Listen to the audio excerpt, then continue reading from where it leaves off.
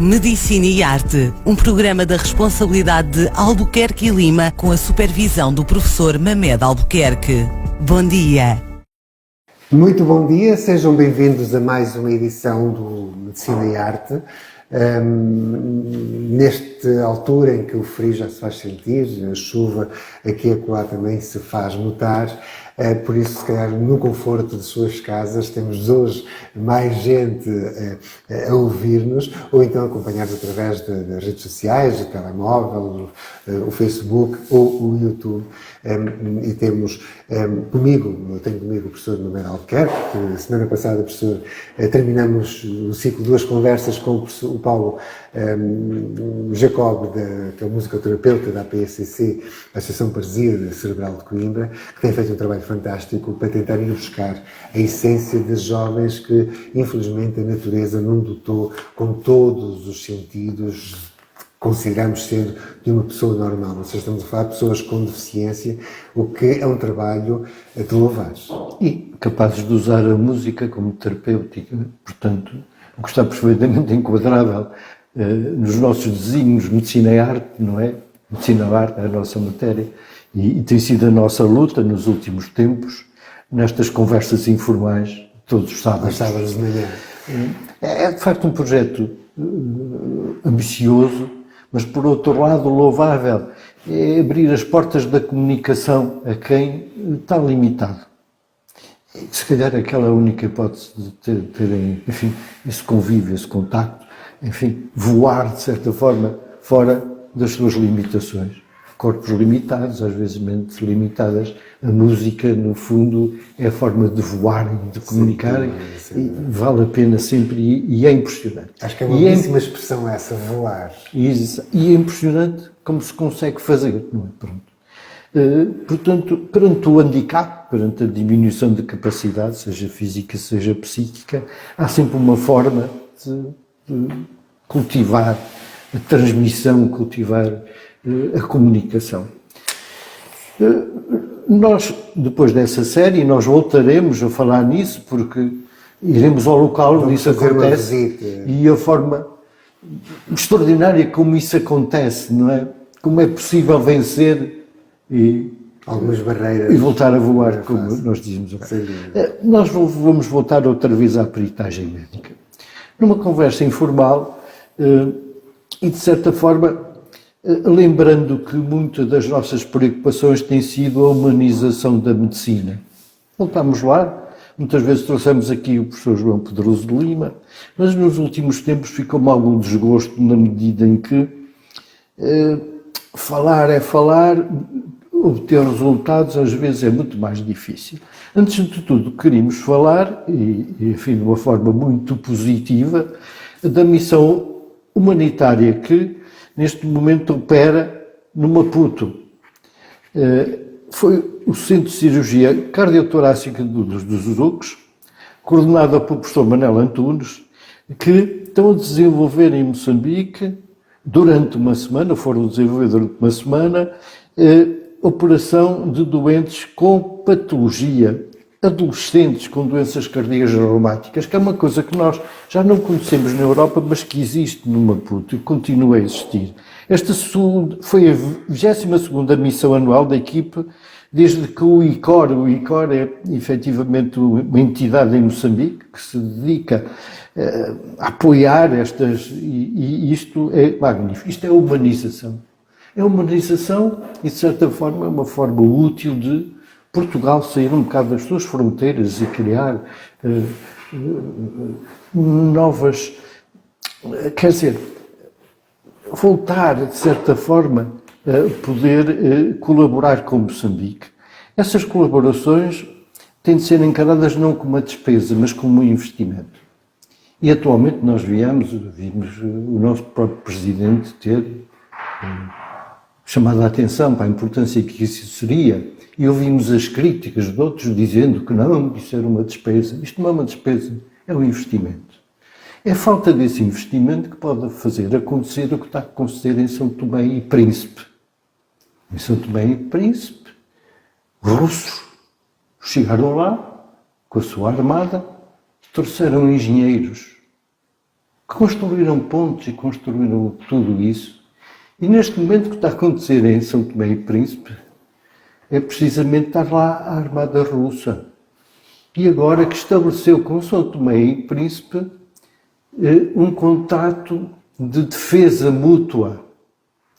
Portanto, a Rússia neste momento, quer dizer, perante, enfim, a inoperância da Portugalidade, tem uma base, tem uma capacidade, tem navios de guerra situados em São Tomé e Príncipe.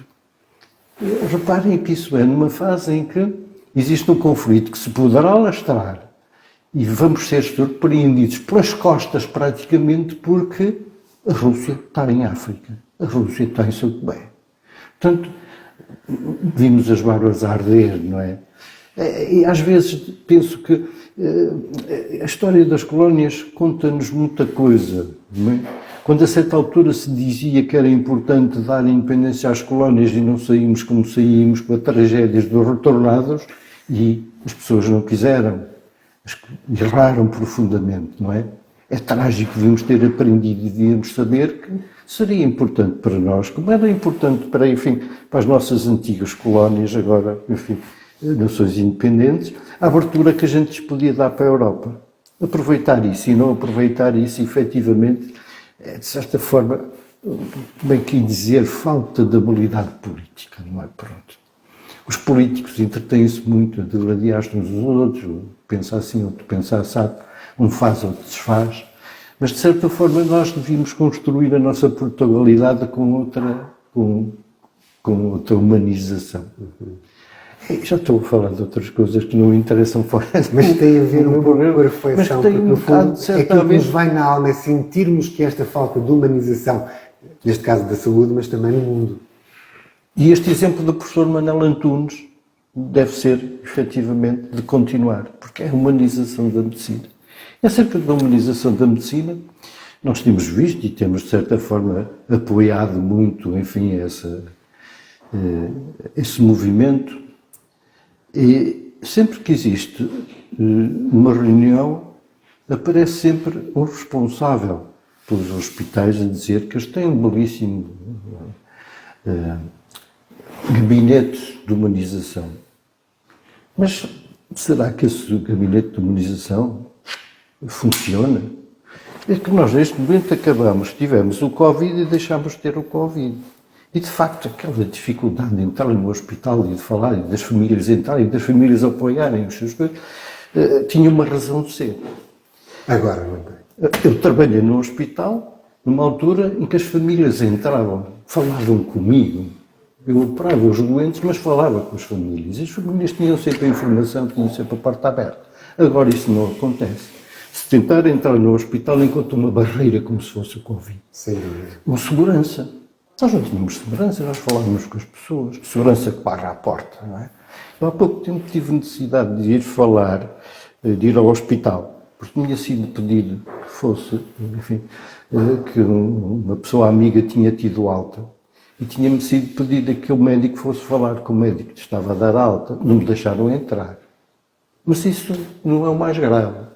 O mais grave foi quando eu, a certa altura, quis informar a pessoa com quem ia falar e não constava.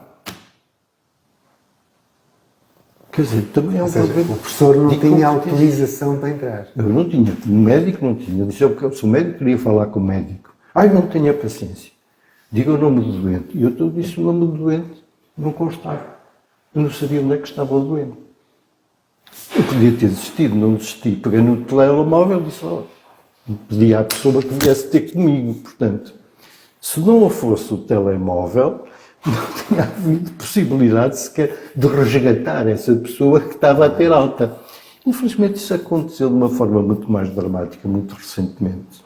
Com intoxicado de cogumelos, ficou sentada numa cadeira a levar soro e quando quis comunicar, ainda telefonou para o vizinho, mas depois o vizinho já não recebeu a segunda comunicação porque ele morreu. Morreu sentado numa cadeira à espera que das urgências. Esta dificuldade de comunicação, esta dificuldade entre a família e as pessoas não faz cumprir o papel de humanização e o papel social que o hospital deve ter. Deve ser aberto, deve ser facilitar isso, e facilitar essa comunicação, retomar as velhas visitas como havia antigamente, persistir nisso, e não se justifica, já acabou o Covid, penso eu. Portanto, fica-me a impressão que, mais do que todas estas reuniões em que toda a gente está de acordo, afinal, em que nos vêm dizer que dentro do hospital está a funcionar um belíssimo gabinete de humanização, funciona, deve ser lá dentro, deve ser fechado. Porque o utente não beneficia, o doente não beneficia dele. O hospital deve ser uma entidade aberta para as pessoas. E as restrições únicas que devem existir deverão ser restrições única e exclusivamente do sentido de segurança do doente e não, efetivamente, aquela barreira que se cria e que, efetivamente, se justificava durante o Covid. Neste momento, acho que temos de ter hospitais estruturados, mais humanizados. Eu permito-me dizer isso porque nós, peritos médicos, vemos o hospital de fora. Vemos, enfim, os sucessos e insucessos. Vemos, enfim, tudo aquilo que funciona bem e não funciona bem ou funciona menos bem. Hoje nós queríamos, enfim, falar do nosso site, o novo site que nós criámos, essencialmente de esclarecimento do que é a peritagem médica. O que é as dificuldades das pessoas que têm acidentes, o que é a dificuldade das pessoas que têm doenças e, enfim, o seu recurso e a sua forma de atuar. Chama-se peritagem-médica, ou medica, porque não podemos usar os acentos.com. E vamos encontrar, enfim, a introdução, habitualmente, que é costume, os contactos possíveis, e depois o centro de peritagem. E a partir daí desenvolvemos as diversas possibilidades, enfim, da peritagem médica e daquilo que é útil. E quando fazemos esta conversa, não nos interessa dizer que aquele que Albuquerque Lima faz ou deixa de fazer é aquilo que todos os centros de peritagem fazem. Ou seja, e podem não fazer. É um site promocional ou publicitário de Albuquerque? Não. É um site, no fundo, genérico, que procura esclarecer, muitas vezes, de certa forma esclarecer, porque muitas vezes o que é que nós acontece? Temos a consulta, temos o caso clínico, mas depois as pessoas ficam com muita dúvida, são situações muito complicadas. Portanto, além disso, haveria essa possibilidade de ter uma informação sobre cada uma das possibilidades. E iniciaremos falando sobre, logo ao abrir, nós vamos falar de uma coisa muito interessante que é a definição do handicap. Não é, nós chamamos de deficiência, não é? Mas a nível europeu é o handicap. E acerca disso abrimos, e se quiserem, que alguém quiser consultar esse item do nosso... abrimos para a Europa, porque é o handicap. Todas as estruturas internacionais, inclusivamente, de defesa do handicap, informação sobre a capacidade de lutar contra o handicap, e não só neste nosso jardim à beira-mar plantado, mas de uma forma global.